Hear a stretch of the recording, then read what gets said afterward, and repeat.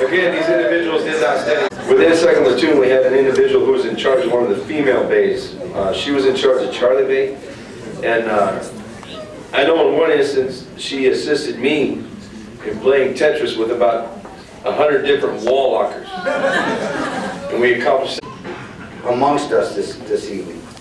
We have PFC Healy's grandfather, who was a very, very decorated war hero, and he requested through the chain of command that he have a chance to address you as medics and share some of the experiences that he had from medics. He is Major General retired Healy. Can we have a round of applause for him, please?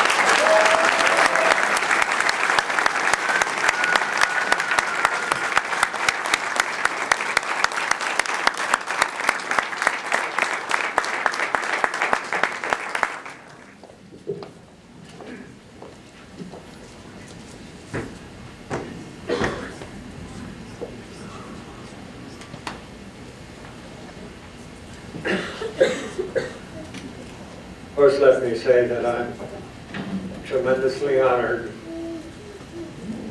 to once again be among so many people that I love, and so many people I am so proud to have had the opportunity to march among. You've done a great job.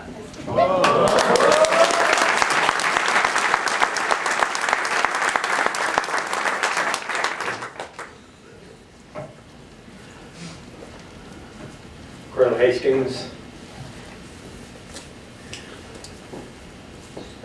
the sergeants major, the drill sergeants, and for those drill sergeants and instructors who have families of their own, I give them great honor and pride that they give you the time to take care of these magnificent young soldiers. And to the parents, husbands, wives, friends who are here honoring these graduates, let me assure you that they really are the pick of the crop.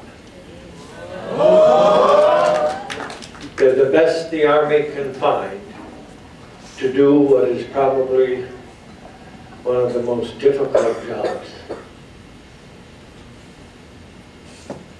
that we hand to a young soldier in combat arms support efforts. That is to keep alive, to take care of those men and women who are placed in harm's way.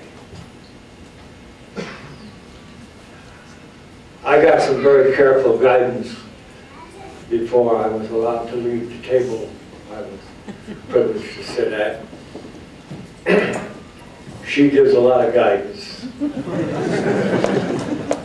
She's been doing it for 57 years.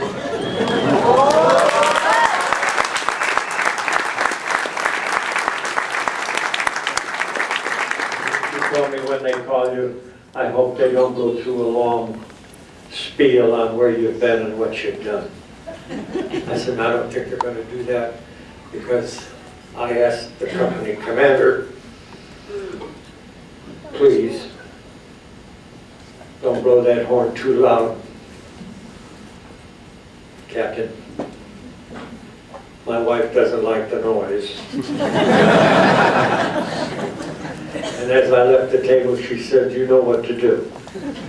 You stand up, speak up to be heard, and then come on back and sit down. You don't make the speaking part too long. Because as I notice everyone in the back there about ready to get out of this place.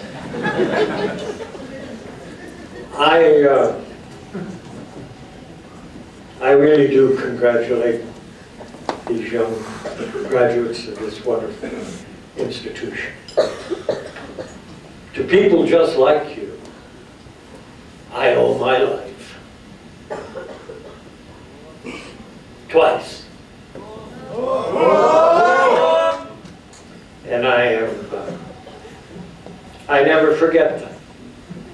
And for those that you will care for, they'll never forget you either. You may think they'll forget, but they never will. It's an indelible engraving on their brain that that person that kept me alive was so kind and so rough with me. And on occasion even told me to shut up and do what I tell you to do. And it didn't really matter how big a man you were, as you were laying there helpless, and they kept you going. You never forget.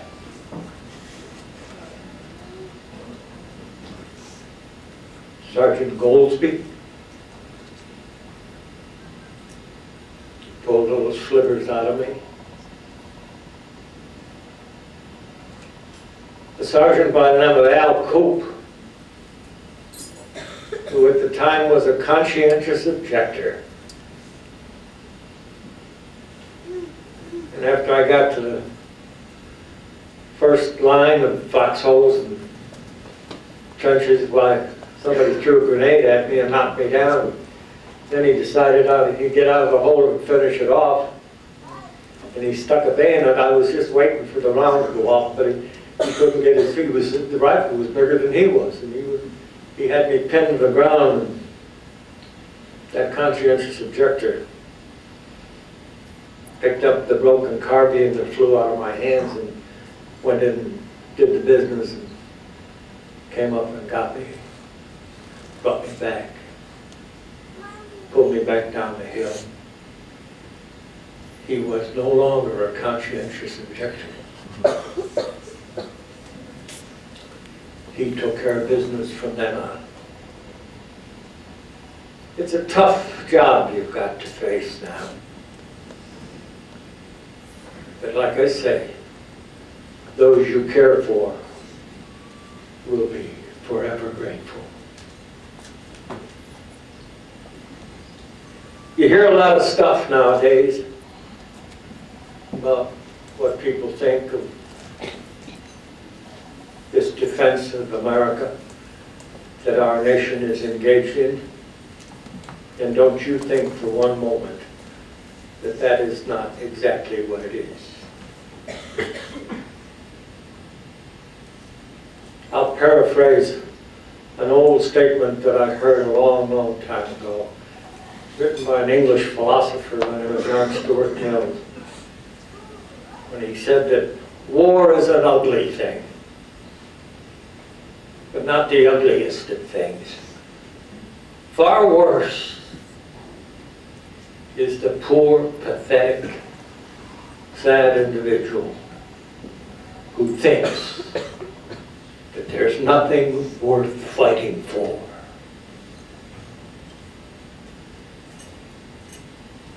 And Teddy Roosevelt said when he was president of the United States, it's not the critic who counts.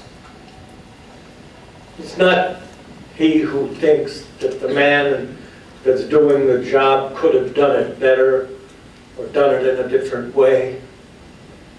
No, no. The one who really counts is the man and the woman who is in the arena, who gets knocked down, bloody, hurt, and just drags himself back up and goes again. And that's the person who will always know the sweetness of victory. That moment of truth when you can say to yourself, I did the best I could. I'd like to thank you all for being what you are, and the parents who are supporting you, and the families. You are the best. A couple of my medics did very well.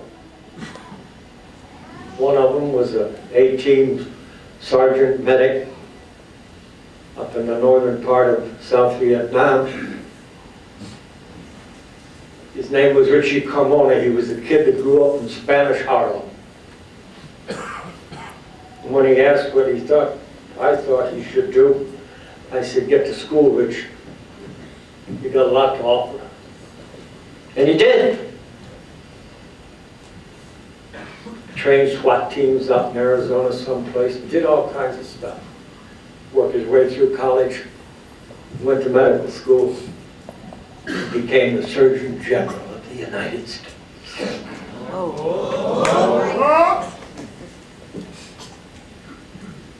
My heart swelled with pride.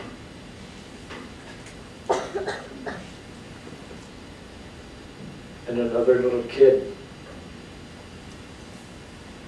when he was 17 years old, as a platoon medic, 18, in New Guinea with the Americal Division, stayed in the Army, went to airborne school, joined Special Forces, and worked with me in the 4th Ranger Company when I was a lieutenant platoon leader.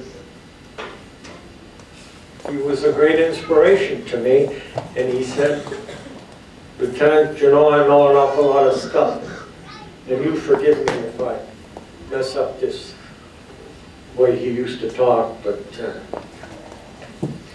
his name's Gregory Matteo. He's probably one of the men in my lifetime that I owe an awful lot to be alive. And he was a medic in the beginning. Told me one day when I was in a ditch with my platoon crawling up the side of a road trying to get into a position to make an attack.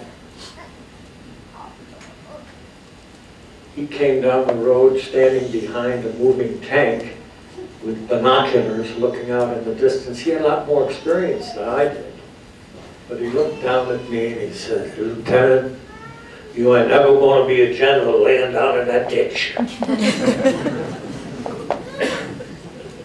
I'm not a bit ashamed to tell that story, because it was right after that that Matteo was putting a tourniquet on me and moving me back. Don't stop learning. This is just the first step, in my opinion.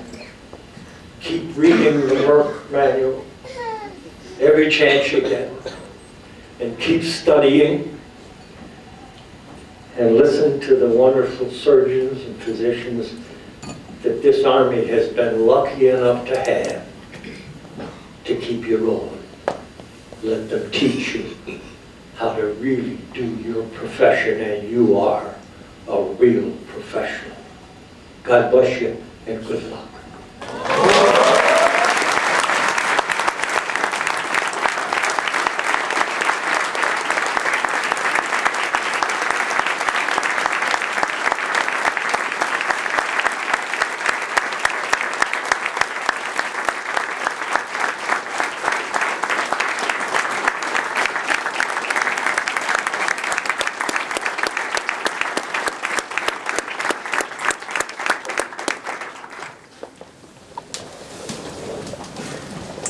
For the words that you had. They mean a lot. They mean a lot, and I thank you very much for requesting that. And it's an honor to have you here amongst us, and we thank you again very much.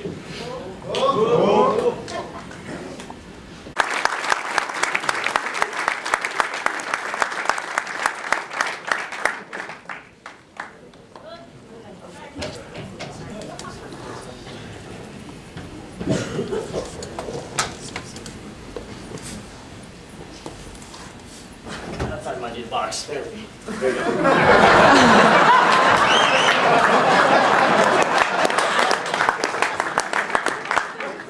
Yeah, it's funny that I'm going to talk about teamwork. Before I even start, there's something I want to say that hasn't been said. There was another individual who started this class with us, and he went all the way through to graduate. He won't be with us tomorrow walking across the stage because he's the first of 1606 to actively be deployed, and he's currently in Iraq doing his job, doing what we've been taught to do. And that's Sergeant Brian Stryker. Wherever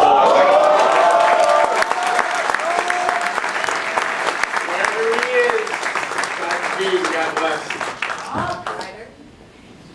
I was a New York City police officer, a detective working midnights in the downtown narcotics division. And it was a Monday night. It was pretty busy. We had a warm September. We had arrested 13 dealers and 13 buyers. We processed them, take them all the way down to central booking with our team. And by the time we finished logging them in and housing them, I guess it was about 7:30 in the morning, so it was time for breakfast. The 5 of us on my team headed for our favorite spot down by New York University, Washington Square Park.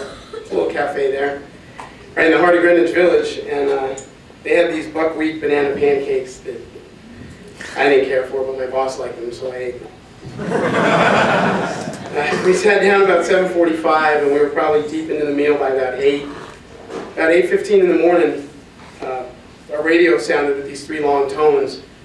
There was an emergency. Either a cop was in trouble or something was happening and needed immediate response. So I looked up at Sergeant Timothy Roy. He was my boss, my team leader, and one of my very close friends. He shook his head, put his fork down, and wiped his mouth. And he said, "We gotta go, Hondos." He threw $40 down on the table, and he pointed and let us know we were buying dinner tonight. So we loaded up our 2 expeditions, we hit the strobes, we made the trip across town, and we were going to the World Financial Center, Tower 2 of the World Trade. So what's the deal, boss? Detective Jimmy Leahy said from his back seat. He liked the back seat, he was a big guy. He was our team breach man. He was the first one in the door, the first guy to take an arrest, first guy to ever serve a warrant. It was fitting that he called the ball and he wanted to lead again. Well, Sergeant Roy said it was an explosion or fire or some crap, I don't know. We just got to help control the herd, so let's go. So we drove on. Well, we parked our trucks about 50 feet from that big famous brass globe that stood in front of Tower 1, and we moved out. Sergeant Roy called our team in, and all he said was go in, go up, and get them out. Well, we moved 10 stories up to the Tower 2 mezzanine platform. They had the evac doors. Well, I saw a couple of them open. People were literally pouring out. You had stock traders, merchants, maintenance workers, office folk, too many tourists for me to even count. Our team held what little line we had. We moved the crowd towards these 2 escalators that went down. And Jimmy and Sergeant Roy looked, I swear to you, they looked almost every one of those people in the eye. And they told them, it'll be all right. We're here. We're going to get you out. Kind of something we've been taught to say as medics. And you know what? The people believed us, they thanked us, and we were going to keep our word. And that's something we're still going to do. Well, nonstop, all these masses fled down these pair of moving staircases, and we just kept ushering them along. Well, by now, the fire department had opened all the access doors. We gave them the interagency head nod. We watched them ascend the rest of the tower. People filled the spots of those doors and rushed out. My team stayed, continued to move those people and funneled our way. By now there was probably only about 100 people left at our egress. So it was about 8:37, and I remember that because I looked at my watch and I thought to myself, well, that's not bad for being here 12 minutes. About 4 minutes later, my thoughts went dark. Because at 8:41 a.m. on Tuesday, September 11th, 2001, Tower 2 of the World Trade Center fell. And in a matter of seconds, those 12 minutes didn't mean anything. There was a lot of dust, a lot of noise, an intense, unbearable heat, pitch black. We were upside down, battered, beaten, bruised, and we were in a hole, a small little cavern that was some God-given gift to 9 people.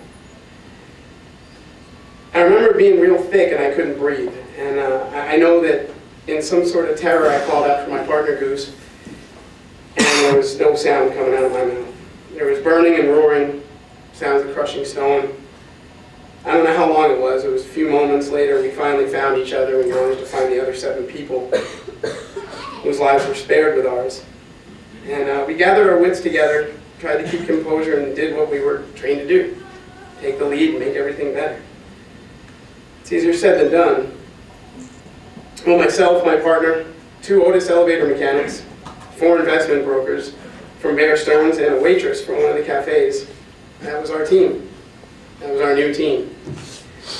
Well, we were from totally different spectrums, mostly strangers, slammed together by fate, and we had to complete a mission, and that was to get out.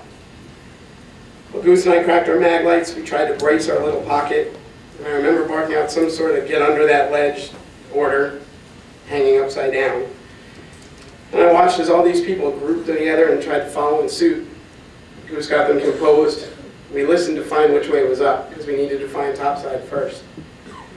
We moved some debris from under the stairway, which had become our little safe haven, and we tried to hammer out a hole. Well, we yelled. It seemed like hours. 20 minutes went by, and our waitress, who, oddly enough, was in school by night to become a nurse, while she was putting her bedside manner and her training together, comforting the brokers and tending to cuts, bruises, and one of them who had a broken bone. The mechanics continued boring out our hole, and Goose and I tried our best to keep everyone tight and attempt a radio transmission, which didn't work. For 8 more minutes, we yelled, we dug, our waitress nursed, our mechanics continued to bore, and then that 28th minute was the first time we saw another face. Firefighter Mike Pagliarulo from ladder 267 in Brooklyn. He smiled and he said, "Hey, you guys ready to get out of here?" I'm pretty sure I said yes. Well, the mechanics and Goose and I made a human ladder. We felt our 5 members climb up us. Nobody was too heavy. That wasn't an option. Can't was not going to be in our vocabulary. We had about 25 feet to go to freedom, and all I remember was how long that little rope harness ride was to get to the surface. But when I emerged out of that hole, I saw a team of fire department from New York, police department from New York, people in business suits with their sleeves rolled up, and they were all pulling on that rope. I saw the 7 people that were trapped with me all being shuttled to makeshift triage spots, recoup areas. And as soon as I had boots on the ground, Bruce and I set out to look for Jimmy, Sergeant Roy, and our other team member, Billy, our wheelman, our longtime teammate, and probably one of my best friends. I was in the police academy with him. Well, nobody was leaving our team alone. And right away, without hesitation, the men from ladder 267, who I knew none, said, "Tell me what you need. Where are your guys at?" Well, all of a sudden, we had another new team. Another group of warriors ready to work together with us to get the mission completed. Well, they all dug and they probed. Goose and I found the strength to move steel. Our hearts gave our guts a hip check, and that's how we moved on. Ladder 267 wouldn't quit, and they had 320 of their brothers missing too. But they knew our pain all too well, and we had them and they had us. So there was another new team. Teamwork. Construction workers, electricians, iron workers, doctors. It didn't matter, because they all came to be one unit, one team. Nobody was weak, nobody gave up. The job was nowhere near done. There was too much for any one person to go it alone. And for the next 30 hours straight, ladder 267, my partner Goose, myself, the paramedics Louis DePena and Walter Hutton continued the search. We had no relief, no rest. We never said we quit. All we had was heart in our guts, and that was our fuel to continue on. Well, they found Billy about 2 p.m. that afternoon. He was hurt, pretty bad, but he was alive. Fire Department Squad 18 had located him in what was once a basement pump room, and they kept their promise, found the rest of his team, and they let us know. For 6 months after that, fire departments, police departments, military from all over the country, including our great military, paramedics, search and rescue personnel, dogs, construction workers from across the nation, they worked to recover and to rebuild, international agencies from as far away as Iceland, poured into New York City. They worked as one unit to do what needed to be done. Nobody argued, nobody fought. It was just tell me what to do and I will get it done. Well, on March 17, 2002, New York City Police Department Emergency Services Unit Adam 2 and the Fire Department City of New York Engine 40 delivered to us the news that we knew would come. Sergeant Timothy Roy and Detective James Leahy were positively identified by their firearm serial numbers and a piece of collar brass specific to our detective unit. No one group gave up, nobody faltered, and finally our team was reunited. But why did I take the time to tell you about this, my personal experience with 9/11? Well, because for some of you, 9/11 is what motivated you to be here. For some of you, it's a wedding anniversary. For some of you, your military service was a personal decision. And no matter what the reason, you all joined a team. It's one team, one fight. Whether you like each other or you don't, whether you agree or you disagree, you're all green, you're all one team. Some of you will go to stateside units, some of you will go straight to theater. All of you will have a mission, and a mission that cannot be completed or accomplished alone. Without teamwork, you'll be nothing. If our week-long FTX didn't teach you anything, let it teach you only that one soldier alone is no one. Nothing. No one. You need the rest of your comrades